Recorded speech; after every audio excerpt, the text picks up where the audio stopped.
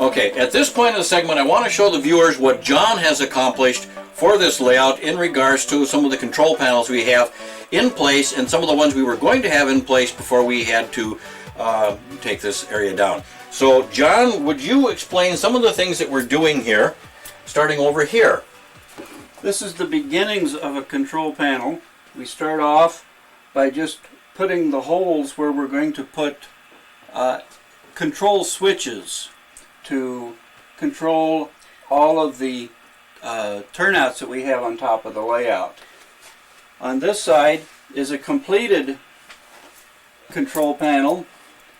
It shows all of the LEDs that indicate the routes, and we can move those. The tortoise moves, and the extra contacts on the tortoise will be controlling the LEDs that show the route. The operators, when they approach this area, have to make sure that their route is lit before they proceed through it. So it forms a logic function as well. Right, there's diodes behind this. The LEDs themselves are diodes, and they've performed the actual logic to light up in the appropriate fashion to show that your route is clear. So show a couple more routes there with the diamonds and how those are interacted. There you go. Here we have coming across the diamond. So the opposing route is not lit. The opposing route through the diamond is not lit.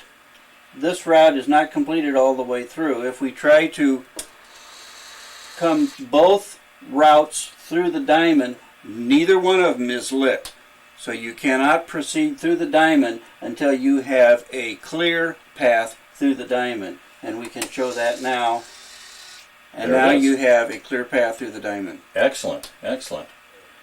And the future panel over here was going to have the full logic installed for our interlocking plant, correct? Right. It was going to control the diamond and all the turnouts in the place, including the crossover coming into the west end passing track.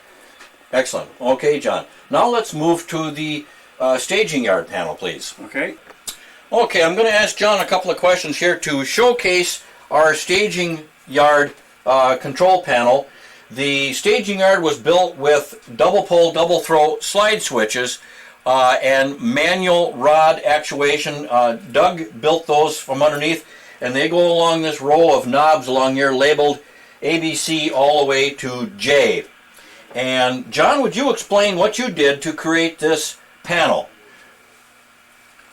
The panel shows the 10 tracks of the staging yard. We are right now pointing at track number 7, and by H we can change to a different track. Now we're pointing at track number 8.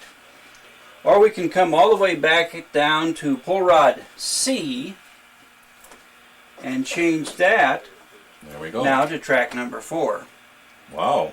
And simply by the right pull rod, we can switch to the appropriate track, whether we need an empty track to bring a train in or we have a train ready to come out, and select that track so that we have a clear route out of staging onto the layout. And this was done so that we would not have the headache of trying to figure out whether or not our switches were lined up in our underdeck staging yard, correct? Right. It's all underneath the layout where it's dark and it's very hard to see what it is, and the panel is to give us a visual indication of exactly how we're lined up. Okay. I created this schematic diagram for you, but what did you do to build this behind the panel? What's behind the panel?